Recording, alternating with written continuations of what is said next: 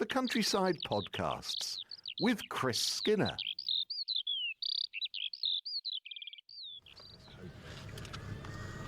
Looks like they're descending. We're in the farm pickup with Chris Skinner at the start of another Countryside Podcast. The sun is shining, it's a brisk cold morning. I have just seen something rather wonderful, and it's this time of the year when we have the chance to say goodbye to these birds in front of us, because we've just driven out onto one of the pastures on the farm. The ideal habitat. I'm just going to open the door and let Rat out, the demented terrier who accompanies us each week. Turn the truck off, and silhouetted against the sun all the way along the trees in front of us, they are peppered with quite large birds, bigger than a song thrush, and those are fieldfares, Toilers Below.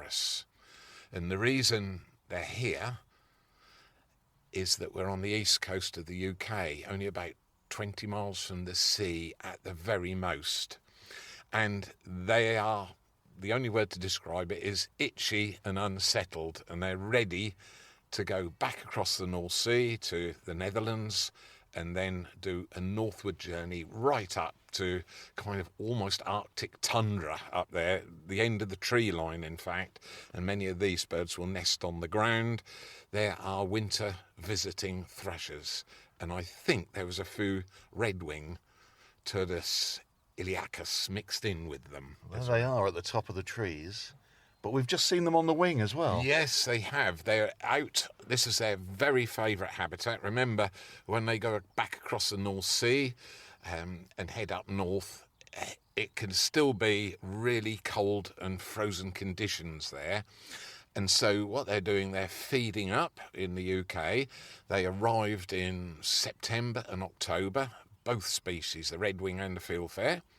And then they spend a few days in the eastern counties, and you think, my word, the whole of Norfolk and the eastern parts of Suffolk are covered in these birds. They seem to make landfall here in East Anglia. It's quite close to the Netherlands. And then they, again, this itchy sort of migratory or nomadic instinct takes over, and they keep flying westwards until they get right across to the other side, to Wales, to Herefordshire, where it's quite pastoral as well. There's a lot of grassland there, and they love the bit we've parked up on, this short grass, because they're really insectivorous. The redwing I'll often find in the woodland, sort of scratching about in the leaf litter, whereas these sort of have flocked up and they're feeding together, so it's quite communal. They're all paired up probably already, and we can't recognise the pairs. And you can see them just moving about in the top of the trees. As I said, very unsettled. Those are starlings that are mixed in. Here come the starlings out of the trees, and that will probably itch the the fieldfares to leave the tree as well and come over the top of us. And once they're the other side of us, the sun is then shining on them, and you get that wonderful colour, this sort of cinnamon-speckled breast. They're quite large, not quite as large as our native... what are you saying? Yes, they're coming. Oh, that's more starlings going past us. Oh, mixed with some... they were goldfinches mixed in with them. So our largest thrush species is the missel thrush, Turdus vociferus, and more starlings flying out. So, and funny enough, where the trees suddenly bare, where have they gone? Did they fly towards us or away from us? Oh, here comes one. There you are. Perfect view of a fieldfare with dark underneath the tail. They're really beautiful. They said cinnamon-speckled breast, quite heavily. Very proud birds when they're out feeding on the pasture, quite erect, whereas the redwings are sort of almost horizontal on the ground, much more diminutive. So they're quite shy as well. So when they're out here, because Rat's out as well, I can't see where the terrible terrier's gone. There's overwinter wild bird seed next to us. with a big crop of teasels there, and suddenly the trees are almost empty. So we might drive forwards in a moment and just look over the edge of the valley. But I'm looking in the mirror on the truck, and there's swarms of birds behind us. It's all out on the field, including those starlings who are murmurating at 9 o'clock in the morning. Yes, they certainly are. But the sun is up, and with binoculars, when you're looking into the sun, it's difficult. So we've got starlings by the score going over the top of us now. But the fieldfare will mix themselves in. Yes, they will. But they're quite significantly bigger than starlings. They do. They like feeding go. I'm just looking up to see what we've got left. And they are 2 fieldfares left in. So the main flock, about 150, I estimate, that were there in that flock. Most of them have disappeared and gone back on the pastures. There they are. You can see them silhouetted. I can just feel the warmth of the sun coming through the windscreen on my face. So it's a wonderful, not changing the subject, it's a wonderful time of year just to feel that early warmth. The sun's getting a bit higher each day now. We're getting about 18, 19 minutes a week of extra daylight. And there's a special word that we can use at this time of the year. It's courtesy of Susie Dent of Countdown Frame in Dictionary Corner, and she said this word hasn't been used very much at all in the last 200 years. It's called apricity, and it's the warmth. Apricity. Apricity, all one word, apricity, and it's the warmth that you feel only in the winter months from the low sun, and it's described in one word, because normally I have to use 10 words to describe what I just felt. And so thanks to Susie Dent for that. And so we won't be able to use it in a couple of weeks' time when, oh, there they go down. They're typical bird watching. You go on one field and then the birds move to the next one. And that's the secret of, our migratory species. They're very mobile. And I put some apples out on the side of the hill here, the last of my Bramley apples, some of which have gone past their best. And those thrushes absolutely love them. And I got a lovely video to go on High Ash Farm Facebook. But we're really lucky to capture those. But I will try and keep the promise I made to you last week. And I can just remember what it is. It's the yellowhammers at the farm, and we'll be going to the next site to enjoy those. But I thought we're going to have to come and just enjoy these. I'll just look round to see if I can find this terrier. Oh, starling's coming down almost right beside us now. There they go down onto the pasture. And I think they've just felt some apricity. Yes. Oh, right. Well done, Gudgin. New word for you. Yes, I love the English language and parts of it, particularly that haven't been used for a century or more. And it's always enlightening to impress your friends. Or if you're a Scrabble maniac, it's a brilliant word to pop in. Just make sure you spell it correctly. Exactly that. Yes. Well, it's a beautiful day at High Ash, and the sun is getting appreciably higher, and we're going to enjoy this. Yes. And hope you are as well. We've got lots more to come, including some of your emails as well. Yes, we'll be doing that towards the end of this week's podcast. Anyway, my next task is not to find yellowhammers, it's to find the delinquent terrier who's called Rat. Where is he? Oh, look at this. Talk about an obedient dog. Here, in you get. Good boy. Oh, he's here. Come here. Oh, he's trying to give me a kiss. Oh dear. There's nothing worse. Rat, behave.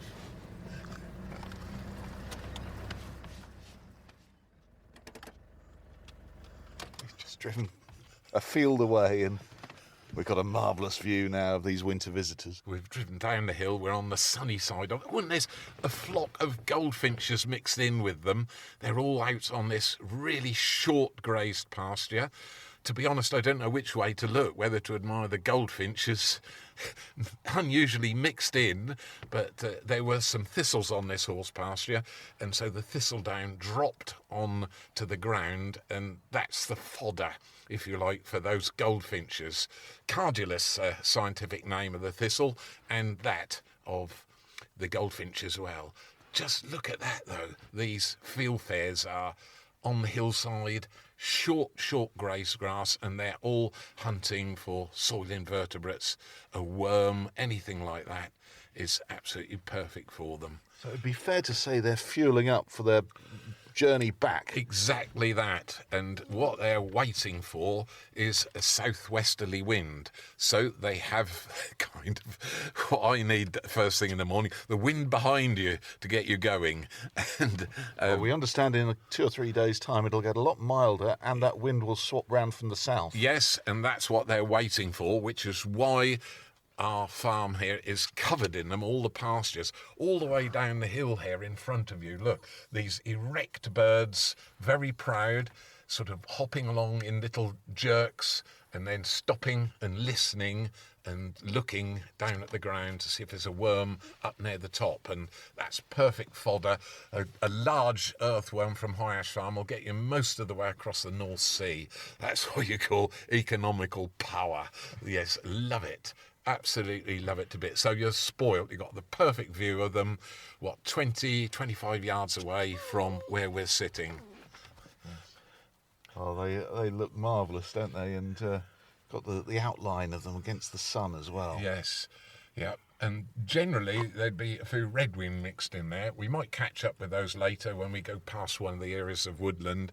As I said, they kind of separate, but occasionally this whole field is covered in redwing as well. And you think, my word, we've got song thrushes galore, but song thrush, red list species, is quite a scarce bird out in the UK now. But they are delightful. So we need to say goodbye to them. That's probably the last time we'll see these particular birds. They're heading off north, back to the cold weather. Why? Yes, exactly that. Yes, so they don't really nest in the UK, to be honest. It's very unusual for them to do that. Occasionally, redwing will nest more often up in Scotland on the Scottish coastal areas, where they feel more at home, funnily enough.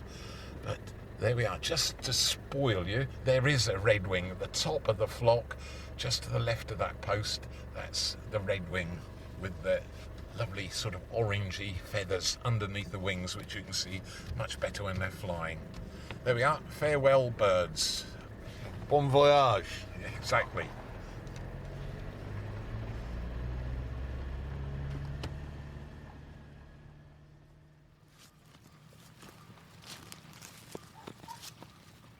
Lovely low sun here. Dog walkers enjoying this February weather on this last podcast of the month. And we're within sight of where we were just watching those lovely migratory species. Yes, they're still there just on the crest of the hill. Large flock of starlings. Sort of the field actually looks black from a distance, just at the top end of that newly planted hedge there.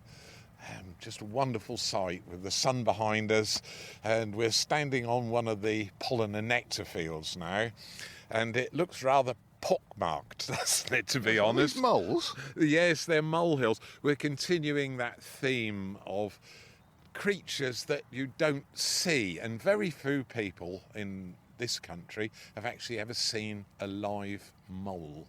Now, they are celebrated and still celebrated today because on the 21st of February, 1702, this creature killed a British king, King William III, and also known as William of Orange. A man-eating mole. Not quite, but King William was riding his horse on Hampstead Heath, and the horse stumbled. Lovely name for the horse, called Sorrel. And King William fell off and broke his collarbone, which isn't too serious, but he had some medical treatment, and unfortunately he got pneumonia. And pneumonia actually took him, actually he died. So a mole, this diminutive little fellow, killed a British king, which we're now going to look at moles and their habits. But the Jacobites celebrated it because the king was dead, and they had a toast, which still happens occasionally today. It's quite rare, but in certain circles, glasses are raised for the little gentleman in the black velvet jacket. And it was responsible for killing a king. So these are molehills, and it's a British mammal. and it's hard working. It's got feet rather like my hands that look like shovels, with 5 very strong short claws on it, and it excavates under the ground, sometimes as deep as 3-4 feet down, and it lives almost entirely on worms. That's its main food. So what we're looking at, all these molehills, just before the flowers all start to grow here, I will pop a roll over this area. It's quite a contained area. It's about 20 metres long by 10-15 metres wide. But these are good-sized molehills. They're very light-coloured soil, Yes. but it proves how much earth a mole can excavate. Oh, right. Yeah, there are hundreds of metres, probably 400 or 500 metres of mole tunnels underneath the soil here. And what we're looking at is just the excavated soil from that. Now, when you have light, sandy soil, and if we look down at this particular molehill, it's almost yellow in colour because we're on sand. There you are, look at that, almost pure builder's sand, come up from about 18 inches, 24 inches down probably in the actual subsoil. And it just stained my hand a little bit, so it's very fine sand. And when you have light soil, there are often fewer worms in the soil profile, so you have more molehills. When you have very rich soil, you don't have this number of molehills because there's far greater worm population. So mole is really interesting, very short velvety coat, so when the mole goes along its tunnel and digging, the little fur all over its body, that black shiny almost waterproof fur, lays flat, but when they reverse down the tunnel, you'd think it would get kind of stuck, but it doesn't. The fur can lay either way on a mole. And all the villages around here, particularly there was one in Caister, there was one in Shotsham, had the resident mole catcher, and they performed quite an important task. It was quite a well-known and sort of venerated profession, I suppose you'd call it, because moles, you can see, to mow this with horses and a binder, you'd instantly get blunt blades on your machinery. So moles became a pest once we started farming the land. I've seen the work of a mole killer, and they the mole catcher will hang the animals that he's killed up on the fence, won't they? Yes, that's traditional, and you don't see it quite so much, and it showed how professional the local gamekeeper or mole catcher was. It was a badge of pride. Yes, in a funny way it was. Gamekeepers do kill them because moles, although they live in the world of darkness 24/7. They're born in the dark down in these burrows. They're reared in the dark, and they spend their entire life at night time. But their days don't correspond with ours, although we have a kind of what we call a 24-hour day. A mole has an 8-hour day, so it has 3 periods of 4 hours working, going along its tunnels. And as I said, its main food is worms. So the tunnels through the soil, and when the worms are going up and down, doing what worms do, going down into their little burrows, taking organic matter down to eat, the whole ground here is covered in worm casts. Look, 1, 2, 3, 4, 5. The whole ground has been, look there where your hand is. It's like a sponge here, isn't Yes, it is. So very high worm population, and the worms just hang down into the mole's tunnel. The mole comes along. If it's already eaten 2 or 3 worms, it can't then eat any more. So what it does, it bites the sharp end of the worm, which is the head. That stops the worm from feeding anymore. Then it pulls the worm out and takes it to a little storage area. So it has a larder if things turn not quite so rosy for it. You get a lot of rain, or the ground being frozen doesn't affect moles, so you'll still see these molehills coming up even when the ground is frozen like iron, because the ground isn't frozen where the mole is working down in its tunnels. So the tunnels are about 2 inches diameter, really, really important for the mole. And occasionally in late February through March and into April, the moles give birth. They're solitary. most of the year. They're quite aggressive to each other. Males and females don't seem to get on. They'll fight and very aggressive, but occasionally, coming up to this time of the year, once we're in March, the female mole will accept a male mole and they mate, and then she will give birth. He has nothing at all to do with bringing up the children. She does all the work. And if you are here looking at this series of molehills, we're looking at probably about 100 around us, just where I'm kneeling down. There will be an extra large one. A huge one, about 2 feet, 3 feet across, and well over a foot tall, containing 50, 60 kilos of soil. And that has a particular name. It's called a fortress. And that's the nest of the female mole. She will gather grass and she will make a lovely little cocoon. The little fortress nest will have 4 or 5 entrances to it. And the babies are born in there, pink, blind, and there's a lot of debate because moles do have eyes, but there's a species of southern European moles, quite closely related to our own, which have a little flap of skin over their eyes. I think it's Talpa europinus is the sort of European mole name, and they are completely blind for certain. Ours have eyes that open, and the little baby's eyes will open at about 20 days, but then they start getting their first coat of fur, and they will become dependent at about 2 months old. They'll stop suckling their mother. They will start exploring the little areas around the fortress where their nest is. So they're a bit of a farmer's enemy. As I said, moles do come out at night. They don't always rely on worms, but night time, of course, it's nice and moist. Often in spring it's warm, and they can come out and catch worms on the surface as well. But they also eat slugs and snails and other small invertebrates as well.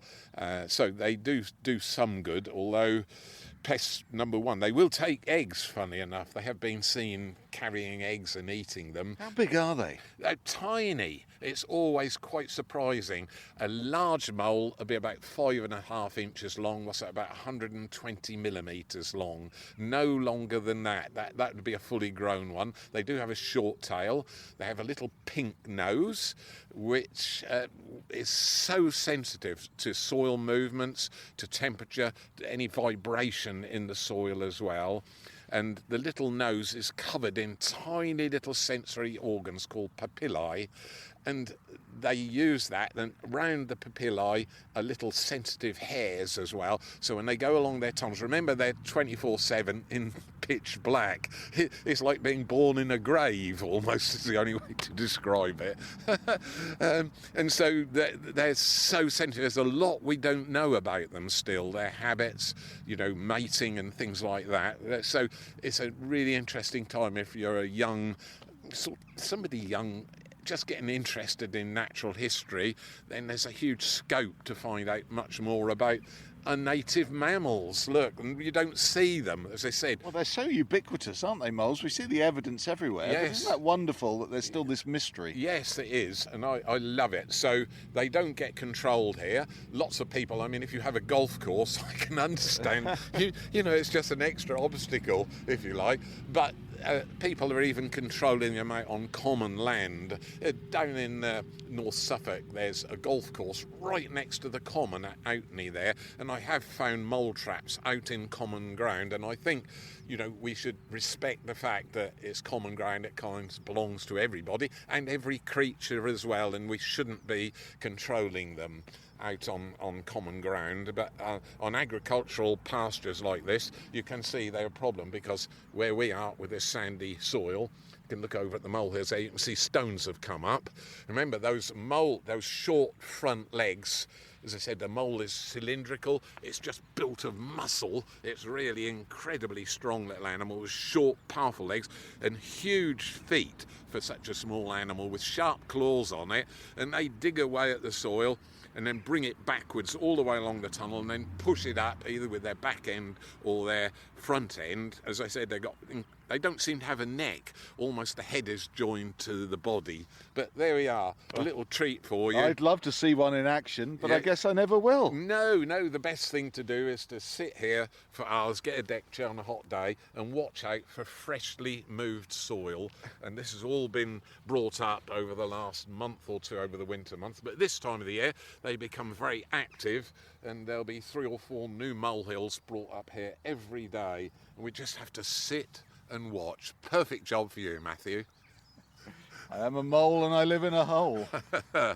Yes, so there we are. Lots of history about them, but I love that one about King William III, William of Orange, killed by a mole.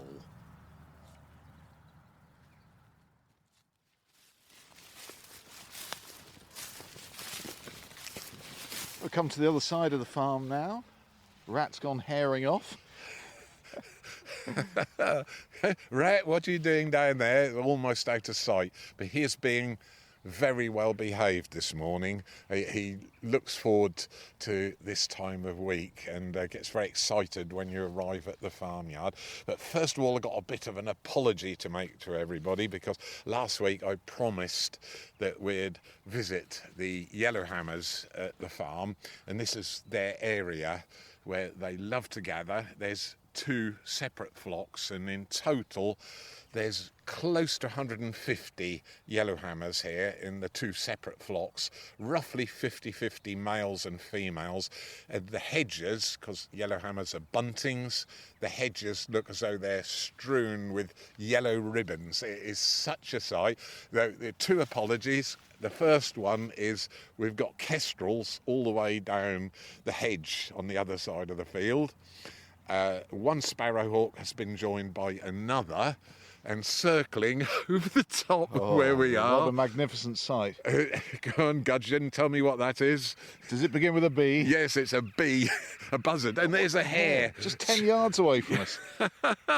The hare won't scare the yellowhammers, but you can see what's happened to the rooks, the jackdaws. The buzzards put them up. The buzzard's over the top of them, look. He hasn't flapped a wing yet. And he's just circling in this lovely winter sunshine. So my apology is going to just be temporarily, and I do promise I will get you up close and personal to some of the farm's wonderful yellowhammers in this low sun that we have at this time of the year. So as a compensation, as a sorry, we're on the yellowhammer field here, and just in front of us is a little white marker, and I've put that there for a reason. It was ready for next week's podcast, but you're going to have an early treat. That buzzard is up 300, 400, 500 feet up now. Tiny black speck up in the sky, circling round lazily, not flapping a wing. It's just going up on, there must be a thermal up there. It's cold down here, but just walk in here because I've got a treat and a half for you, Matthew. We just walked on the edge of the field. There's a very large hedge there in front of us.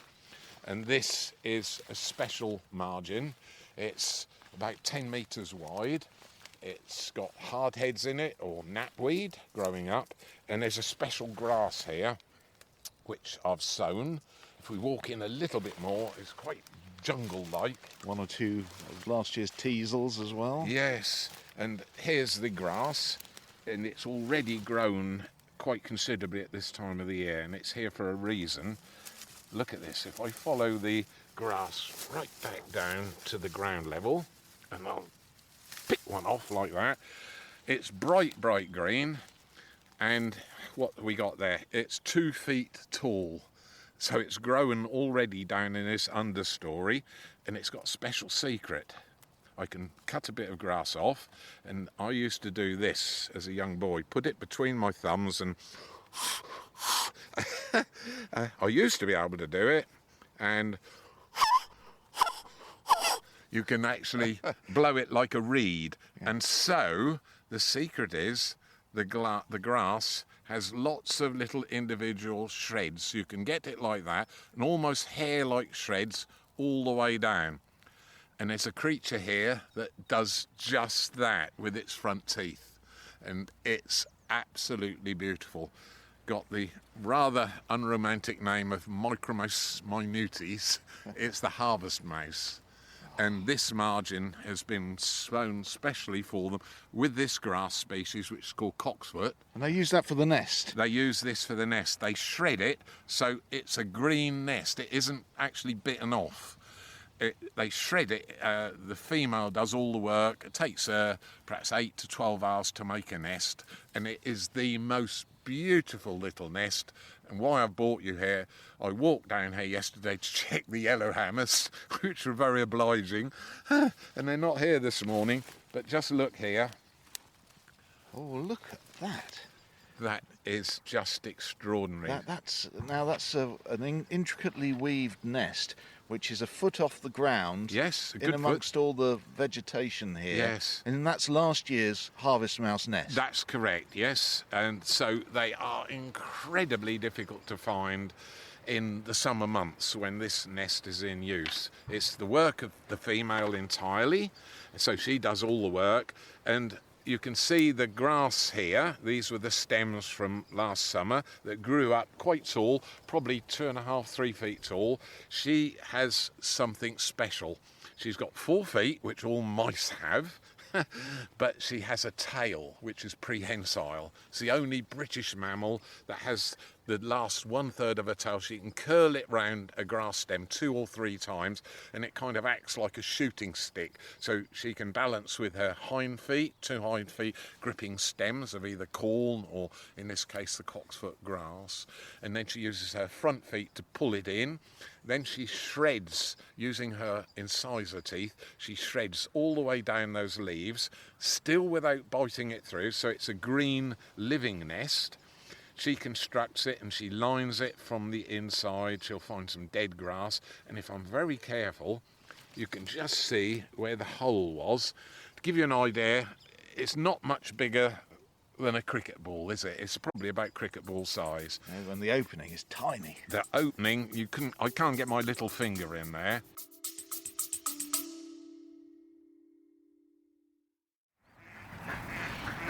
The ducks at High Ash Farm going in to roost for an evening. Hey everyone, it's Matthew here, and if you've been enjoying our countryside podcasts, we've got a small favour to ask. Yes, Matthew. What we're going to do is to ask for a small donation to help run the podcast, and any surplus goes for conservation at High Ash Farm here. And so it's really important. We both love to keep the podcast going, and that duck agrees with me, I think.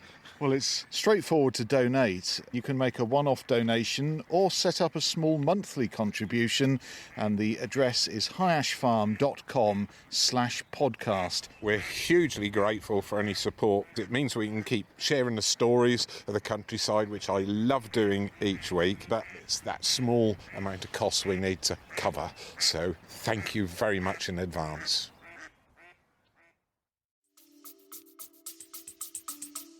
That nest would be very precarious, though, in the middle of a field of crops, wouldn't it? Yes, it would. This is the problem for harvest mice. It was hugely feared that they'd become extinct when combine harvest had started coming, because harvesters could sort of link into early harvest. You could actually gather the corn before or as it was ripe, whereas the old-fashioned way of using binders, you cut the corn really early before the grain was properly formed and dropped onto the ground, so you could put it into stooks, into little sheaves, if you like, in the field. Then you would come along and pitch them up and make a straw stack, and that would be harvested. The grain would come out in October, November, December, whenever the contractor arrived at your particular farm with the threshing machinery. So the stooks would often be gathered up by the farm workers, unwittingly carrying the harvest mice nest back to the stack yard where the thrashing would occur. So it was feared, once combines arrived on the scene, modern agricultural machinery in other words, that would be the end of the harvest mouse. But they weren't discovered until the mid-1700s, funny enough, as a separate species. It was Gilbert White that did all the work. He sent 2 harvest mice off to his friend, Thomas Pennant, and Thomas Pennant then realised he was looking at a completely different species to either the long-tailed field mouse, which we have here at the farm, also called the wood mouse, and your house mouse. So they discovered there's a third one, and this is it. And this is the only one that makes this beautiful nest above ground like that. All the work of the female. A female's territory would be perhaps 150, 200 square metres. So you'll have 7 or 8 females down this row, and again the males and the females are very aggressive to each other most of the time, but just occasionally when the female comes into season in about mid-March, something like that, onwards, she will give birth in April, and again, and the peak breeding season is in June and July when the litter size is much bigger. They will eat insects as well as seeds, and the female will nurse the babies. Now this tiny nest, the size of a cricket ball, will hold 4, 5, 6, 7 young in there. Just unbelievable. And she'll come in, visit them 3 or 4 times a day and nurse them. But the nests are so well woven, so intricate, that this is the time of year at the end of winter, before all the new growth comes through at the bottom of this crop, that it's possible to find harvest mice nests. And now it's discovered they're not quite as common as they used to be, but far more common, because we've learnt how to find the nests, and the nest is the perfect clue of that beautiful small mammal that we absolutely love. It's a russet red colour in the summer months, and this time of the year they have more hairs growing on their body to keep them warm, because they become terrestrial. They spend their entire life at this time of the year on the ground, eating soil invertebrates and seeds that have dropped off this field margin.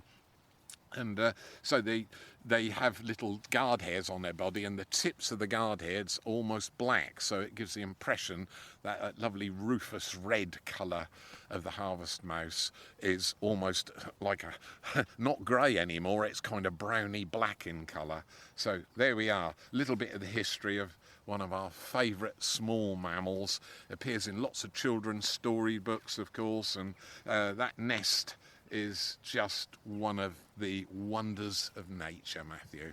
We're so lucky, and they're all the way down here. I've put little white pegs in down this margin, and I'll get once again I'll give my poor neighbour Laura Cuffin a call. Last week it was, can you come and photograph my snails? And it's not the demented terrier caster, I think it's the demented farmer. Laura, I've found some harvest mice nests. Would you come and photograph them, please? I'm going to have to start saying sorry soon, or so half a dozen eggs or something from the farm as a thank you. But that's how it works in the Norfolk countryside. Well, like moles, Yep. harvest mouse, you wouldn't see one, No, would you? exactly. But there's the evidence, Yes. like a molehill. Yes, and I will search down here all summer long using my best sensors I can, and do you know what? I cannot find a summertime nest. That's how poor I am at locating the mammals that I share the farm with. After all, I'm a mammal as well. We've got some questions have come in, and thank you very much for all your emails, always gratefully received. And this comes from Jackie Davies, who lives at Fundenhall. And the question is about hedgerows. I have a number on my 6 acres of Norfolk, where I have my horses. In the 5 years I've been here, I've had them cut by a local farmer twice. Now I'm in a quandary, though, as to what is best to do for the local wildlife, so I'm hoping Chris can help. Should I regularly continue with the practice of having them cut side and top to keep them thick and contained, only in the times of year that this is permitted, of course, or should I let them grow up and out? Wow, what a question, because the answer is both. The idea is to cut at least some of your hedge once a year to keep them tight, and that's ideal for the nesting birds. Remember, the yellowhammers that we have at the farm here don't nest in hedgerows, they nest down in these grass margins. So, but other bird species like goldfinches, greenfinches, chaffinches will all like what we call a nice tight hedge to nest in. Song thrushes and blackbirds will do the same. So if you look over here, these are small fields that we're standing in, each one about 3 hectares, about 7-8 acres, and the hedge over the far side of the field has just been cut during the winter period, and the next one over is also a newly planted hedge, can you see, and that's been left uncut. And the one behind us is an old hedge right back to the 1800s. That's quite tight, isn't it? And that's tight, so that's been kept cut this year, but we cut them only once every 3 years here at Irish Farm, and quite often we'll do one side only, then the top the following year, and then the other side. Now, to leave them uncut, this is what happens. This is the perfect hedge on the farm. It's been uncut, wait for it, for just on 50 years now, and it's almost like a row of trees, and yet there's hawthorn here, there's blackthorn, field maple there, and many of them are covered in ivy, but hawthorn is really a shrub species, not designed to be a freestanding tree as such. So when you have the wind here, continually there's bits popping out of this hedge, and then I plant new bits of hedge in called gapping. But to leave that is another habitat for another bird, and there's a bird that has more or less stopped visiting or stopped nesting here at Irish Farm, occasionally visits, and it's the turtle dove, one of our fastest declining British species. And so this is an ideal hedge for turtle doves to nest in, but conversely it's also suitable for the 1 or 2 pairs of magpies that we have on this square mile. And turtle doves, like all the pigeon species, lay 2 eggs on a little flat stick platform.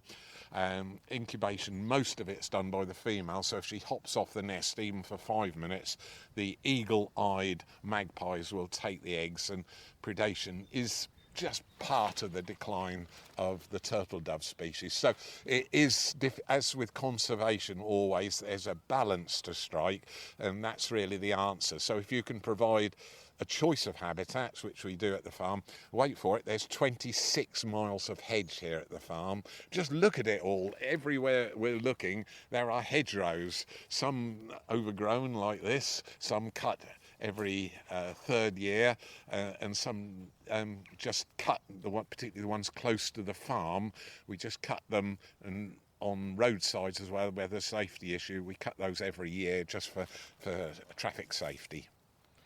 Last words this week go to Julian Lawrence, who has emailed in. He's gone all philosophical on us. He says, nature provides the best landscapes and paintings, provides the best sculptures, provides the best orchestra, and one would say even the most wonderful cathedral for all of our faiths. As Chris often says, we are truly spoilt. And I'll repeat that, Matthew, we've been spoilt this morning, perhaps not because the yellowhammers were there, but nevertheless we've enjoyed Norfolk countryside in late winter, and we're on the doorstep of March, so I can feel mad March hairs coursing round in my blood already, and that will be a topic for a future podcast shortly. Just before we go, a big thank you to everyone who's contributed to the running costs of the podcast, whether it be through a one-off or a small monthly donation. Really has helped what we're doing here and helps the conservation efforts on the farm as well. The website has more details, and you can send questions all the time. Comments always welcome. chris@hiashfarm.com. And thank you, Matthew, for coming out every week so religiously. It just makes a silk purse from a sow's ear.